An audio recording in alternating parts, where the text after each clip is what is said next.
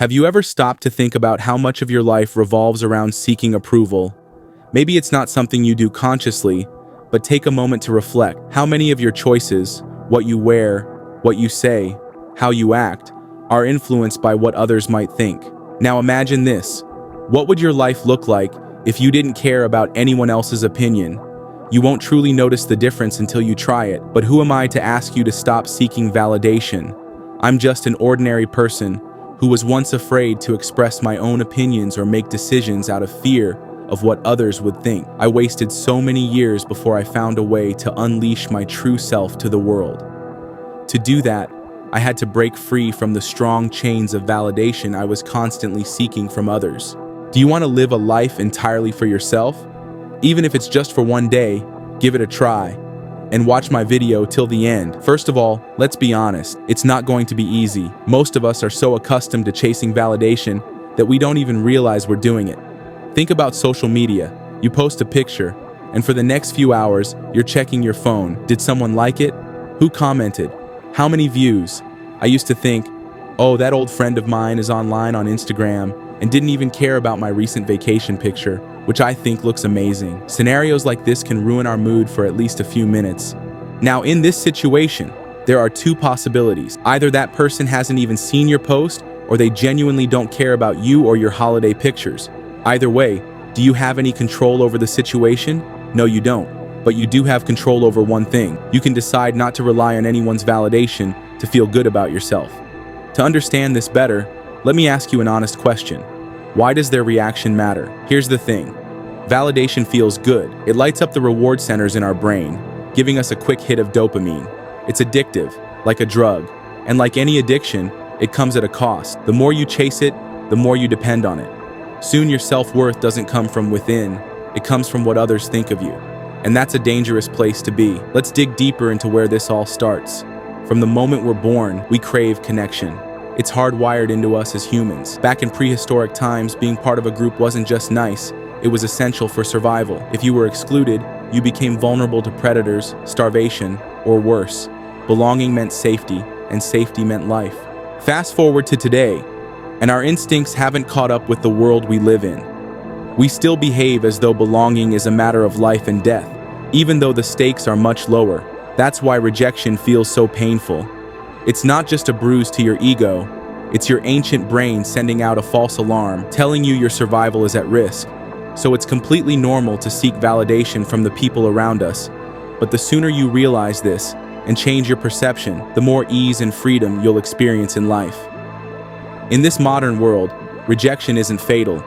You'll survive if someone disagrees with you. You'll be okay if your idea isn't liked at work.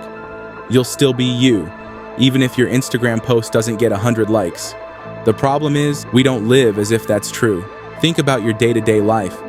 How many times have you stopped yourself from doing something because of fear? Maybe you didn't share an idea in a meeting because you were worried about being judged. Maybe you chose to wear something safe instead of what you really liked because you didn't want to stand out. These moments may seem small, but over time, they add up, and what they cost you is authenticity. The famous psychiatrist Carl Jung had a term for this. He called it the persona. It's the mask we wear to navigate society and fit in. While the persona can be useful, it helps us interact and connect. The problem arises when we confuse the mask for our true selves. When you spend too much time being who others expect you to be, you lose sight of who you really are. So here's the question: who are you without the mask? This isn't just a philosophical exercise, it's a challenge, a call to action. It's about peeling away the layers of approval seeking and reconnecting with your true self. But let's be honest, it's not easy. Society follows certain norms, and it rewards conformity. It's often safer to blend in with the majority than to stand out. But here's the irony. The people we admire most are the ones who are unapologetically themselves. Think about it. The artists, leaders, and thinkers who inspire us, they didn't get there by following the crowd. They got there by daring to be different. Yes, they faced criticism. Yes, they dealt with rejection. But they understood something most of us don't.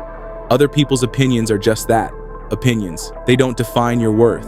Let me ask you this: how many opportunities have you missed because you were too focused on what others might think? Maybe it was a career move you didn't make, a relationship you didn't pursue, or an idea you didn't share. The cost of seeking validation isn't just emotional, it's practical.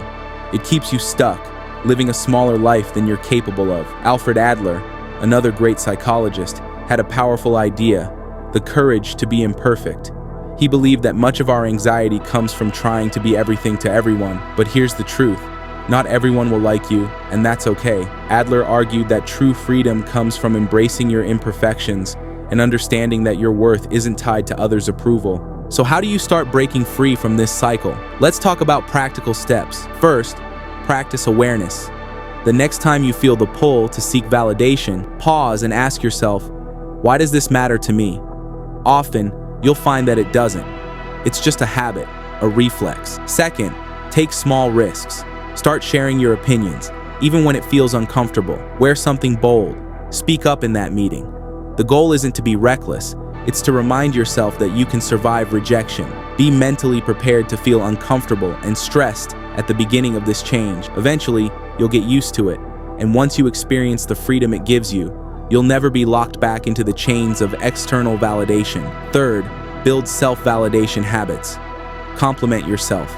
Celebrate your own achievements. When you stop waiting for others to validate you, you take back your power. Also, remember to reward yourself with little gifts or anything you wish someone would buy for you. Finally, limit your exposure to external noise. Social media is one of the biggest traps for validation seeking. Remember, the number of likes you get doesn't measure your value. Take breaks from social media. These breaks remind your brain that it doesn't need to be addicted to the never-ending Instagram Reels or TikTok content. Now, as we come to the end of this video, imagine what your life would look like if you stopped seeking approval altogether.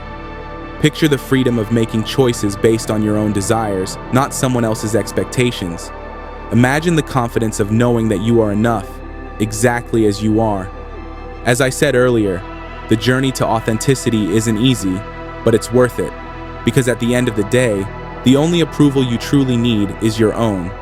And when you give yourself that permission, when you decide to live for yourself, you unlock a kind of freedom most people only dream of. So, are you ready to take that first step? If yes, join me. I'm still on this journey, learning to live a healthy and happy life on my own terms. Alright guys, I hope you've enjoyed this session. This is my first ever YouTube video on this topic, so please subscribe for more. See you next time, and thanks for watching.